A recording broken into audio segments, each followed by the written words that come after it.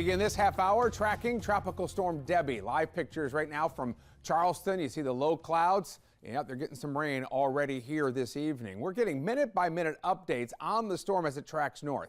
Debby made landfall this morning in Florida's Big Bend coastline as a hurricane.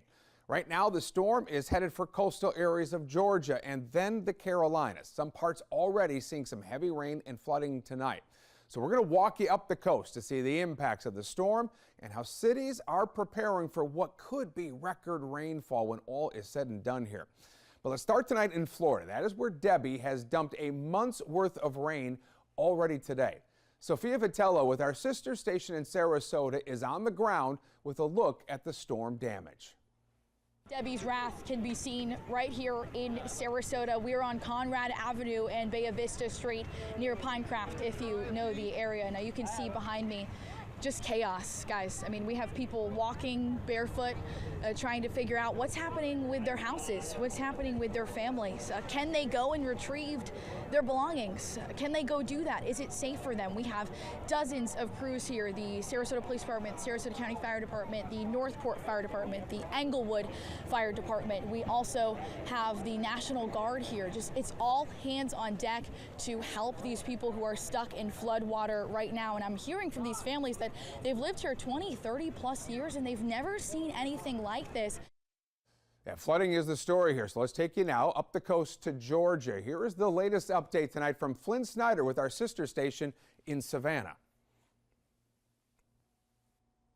And we are seeing firefighters get their swift response team and their boats all ready to go ahead of what's expected to be this historic rainfall event from Tropical Storm Debby. I want to go ahead and show you some video that we took a little earlier of people filling up sandbags here on just off Victory Drive. I talked with some people who said they've only lived here for a couple years and they haven't necessarily had to fill sandbags before. Earlier this morning, Chatham County leaders gave an update on their preparations. We heard from Savannah City Manager Jay Melder, who said that the city's stormwater infrastructure can handle about 2 to 2.5 inches of rain an hour. But with this predicted historic rainfall, historic flooding expected, there leaves that possibility for widespread flooding.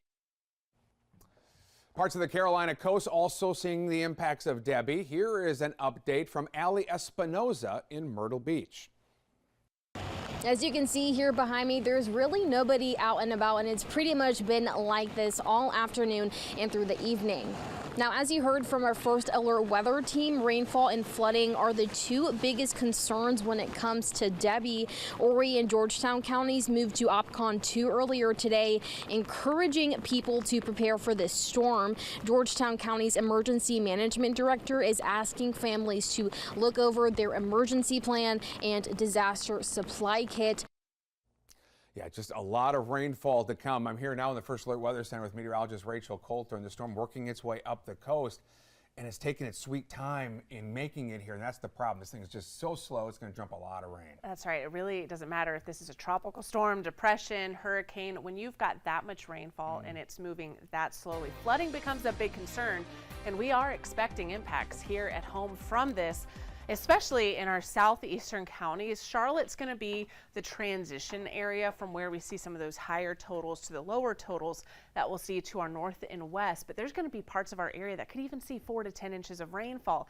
Best chance of that south and east of Charlotte, especially down towards the coast of the Carolinas. Gusty winds, not really a big concern for us. We're only talking about wind gusts of 30 to 35 miles per hour, but I mentioned it before. Ground is saturated. We've seen so much rainfall over the past couple of weeks with additional rounds of rain likely. It just won't take much to knock down trees, and then impacts, of course, track dependent. If Debby moves a little bit farther to the west or the east, that's going to change where we see the heaviest of the rainfall set up shop. Right now, that's to the south of our area as Tropical Storm Debby slowly moves to the north, only at 6 miles per hour. That is slower than the previous update.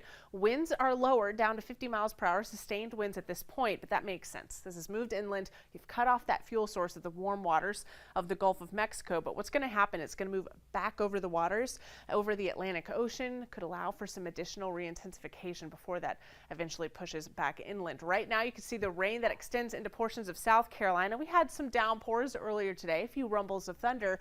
Rain chances pick up from here. An hour-by-hour look at the forecast and just how much rain we could see in a few minutes, Jamie. All right, we'll see you then, Rachel. Thank you. You want to stay with WBTV here on air and online for all the latest as we continue to track Debbie's path and its impact on our area.